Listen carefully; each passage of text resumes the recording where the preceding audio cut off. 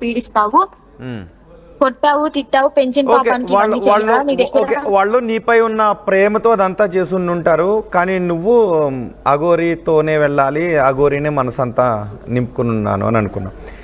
ఈ అంటే ఎన్ని రోజులు అసలు అఘోరికి నీకు పరిచయం? ఎన్ని మంత్స్? 4 months. 4 నెలలు. ఆ 4 నెలల కాలం, ఈ వారం రోజులు ఏమనిపించింది? 4 నెలలు బాగానే మాట్లాడుకున్నారు, వారం రోజులు అసలు చూడలేదు. ఈ వారం రోజులు ఎలా గడిచే అఘోరిని చూడని ఈ వారం రోజులు? చాలా బాధాకరంగానే నడిచాయి. అంటే మీకు అర్థమయ్యే ఉంటది, వన్స్ ఎవరినైనా మనస్ఫూర్తిగా ప్రేమించాము అంటే దూరం పెట్టారు అంటే అదే బాధ ఎలా ఉండిద్ది అనేది అనుభవించిన వాళ్ళకే తెలుస్తుంది. చెప్పినా కూడా అర్థం కాదు ఎదుటి వాళ్ళకి. ఆ బాధ అనేది మా ఇద్దరికే అర్థమవుతుంది. ఓకే, కానీ మరి మధ్యలో నేను వెళ్ళను అని అన్నారు కదా, నేను పని చేసుకుంటాను వేరే పని, వెళ్ళను అని అన్నారుగా, మరి ఇప్పుడు సడన్గా కట్ చేస్తే అఘోరి పక్కన ప్రత్యక్షమయ్యారు.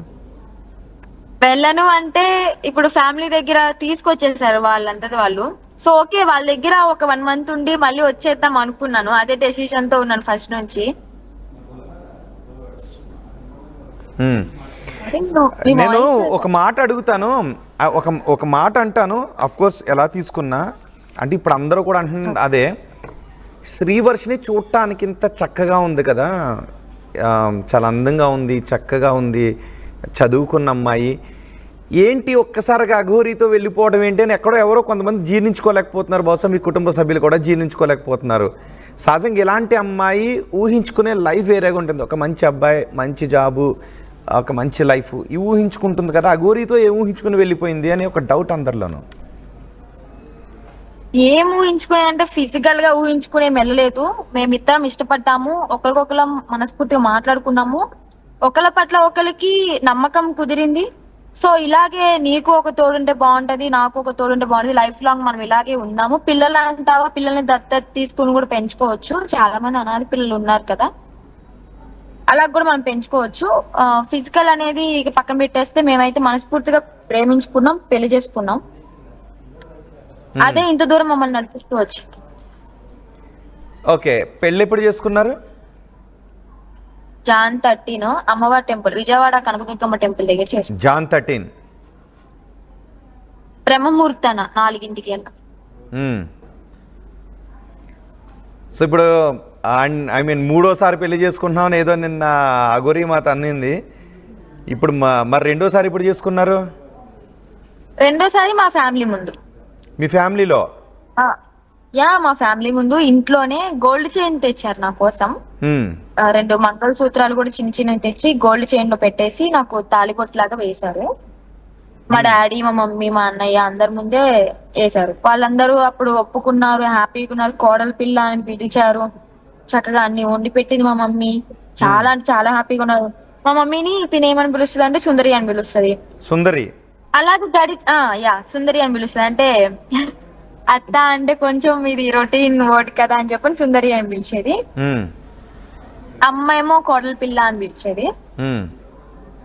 సో అలాగా హ్యాపీగా రన్ అవుతుంది. తిను ఇంట్లోంచి వెళ్ళిపోయినప్పుడు కూడా కంటిన్యూగా కాల్స్ మాట్లాడుకునే వాళ్ళం, వీడియో కాల్స్ మాట్లాడుకునే వాళ్ళం, ఇంట్లో ఫ్యామిలీ మొత్తం మాట్లాడేవాళ్ళు.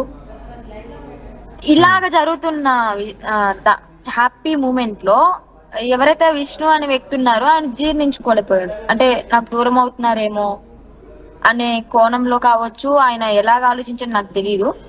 ఇంకా అమ్మ వాళ్ళకి పెంచిన అన్న, నువ్వు అన్నాని పిలిచే వ్యక్తి కదా? అవును. ఓకే, అంటే దూరం అవుతున్నావు అని ఎందుకు అనుకుంటాడు? తనకు నువ్వు చెల్లెలు వరుస కదా?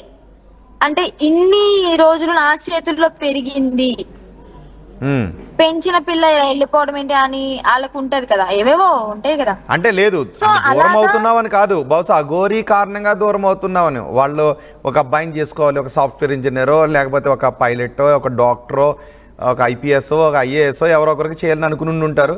కానీ నువ్వు అఘోరితో వెళ్ళిపోతున్నావు అనే బాధ ఉండి ఉంటుంది, అంతేనా? ఇంకేమన్నా ఉందా?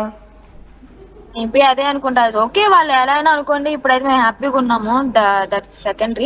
నీ హ్యాపీనెస్ అనేది ముఖ్యం, నువ్వు మేజర్ కాబట్టి వాళ్ళు ఎన్నన్నా అనుకున్నా నా లైఫ్ నేను ఎలా ఉండాలనుకుంటున్నానో అదే నాకు హ్యాపీనెస్ ఇస్తుందని నువ్వు అంటావు, అంతేనా? అమ్మా నాన్న కూడా వదిలిపెడతానని నేను అనట్లేదు. వాళ్ళు వస్తే ఓకే, కానీ ఇప్పుడు కాదు. ఇప్పుడున్న వేడి వేడి ఇంత గొడవల మీద తీసుకురాలేము కాబట్టి మేము కొంచెం టైం తీసుకుని వాళ్ళని కూడా మేము సాదుకుంటాం. ఓకే ఓకే, నేను ఆ విషయం గురించి మాట్లాడతాను. మీ అమ్మ నాన్నల విషయంలో నువ్వు ఎలా ఉంటావు అనే దాని గురించి. ఇప్పుడు మీ అమ్మని అఘోరి అమ్మ సుందరి అని పిలిచి అత్త అని పిలిస్తే బాగోదు అని, సో మీరందరూ ఏమి అది రొటీన్ వర్డ్ కదా అత్త అనేది అని చెప్పని. అంటే సుందరి అనే పిలవడానికి కారణం ఏంటి? సుందరి అనే వర్డ్ ఎందుకని? అప్పుడు సడన్గా ఎందుకు వచ్చిందంటే ఇన్స్టాగ్రామ్ లో ఒక వీడియో చూసాం, సుందరి అనే వర్డ్ ఒకటి వినిపించింది. ఓకే అది బాగుందని చెప్పని ఇక నుంచి నేను సుందరి అని పిలుస్తాను నిన్న అత్తమ్మ అని చెప్పని సుందరి సుందరి అని పిలవడం మొదలుపెట్టాను. మరి ఓకే, మీ ఫాదర్ని? మా ఫాదర్ మావయ్య అని పిలిచారు. మావయ్య అని పిలిచేవారా? ఆయన ఏమంటారు? అల్లుడు గారు అనేవారా, కోడలమ్మ అని పిలిచేవారా? ఆయన కోడలనే అనేవారు. అంటే మరి వాళ్ళకి అల్లుడు రావాలి అని అనుకోలేదా ఎప్పుడు? తమ బిడ్డ ఒక అల్లుడు రావాలి, ఇలా ఉండాలి అని ఎప్పుడైనా అనేవారు నీతో? మామూలుగా అంటారు కదా, మా అమ్మాయికి ఇలాంటి పెళ్లి చేసుకోవాలి ఇలా అని అంటూ ఉంటారు కదా, మా అల్లుడు ఎలా ఉండాలని అంటారు. కానీ ఇది వరకు అనేవాళ్ళు, ఈమె పరిచయం లేనప్పుడు అన్నారు డెఫినెట్లీ. కానీ మేము అన్ని ఒప్పించుకుని వాళ్ళ ముందే పెళ్లి చేసుకున్నాం కదా. ఓకే, వాళ్ళు ఒప్పుకున్నారు కాబట్టి మధ్యలో ఎందుకు విభేదం, ఎందుకు ఒప్పుకున్నారు? మంగళసూత్రం కట్టిన ఉందా నీ దగ్గర? మంగళసూత్రం ఉందా అమ్మది? అది చెప్పాను కదా, ఉజ్జయిన్ లో అది తీసేసుకున్నారు నా దగ్గర. చైన్ తీసేసుకుని వాళ్ళు అమ్ముకున్నారు, తాకట్టు పెట్టుకున్నారు తెలీదు, నా దగ్గర అయితే తీసేసుకున్నారు బలవంతంగా. ఓకే, ఎంత ఏడ్చినా కూడా ఇవ్వలేదు. మరి ఇప్పుడెప్పుడు మూడోసారి పెళ్ళి ఎప్పుడు? ఇంక మూడోసారి బంధం ఇంకా విడిపోయినట్టుగా ఉంటుందని అఘోరి అమ్మ అంటుంది. ఈసారి వస్తే వదిలేదే లేదు అని అఘోరి అమ్మ అంటుంది. ఇప్పుడు మరి పెళ్లికి ముహూర్తం పెట్టారా? అది అమ్మనే అడగాలి. చెప్పలేదా నీకు?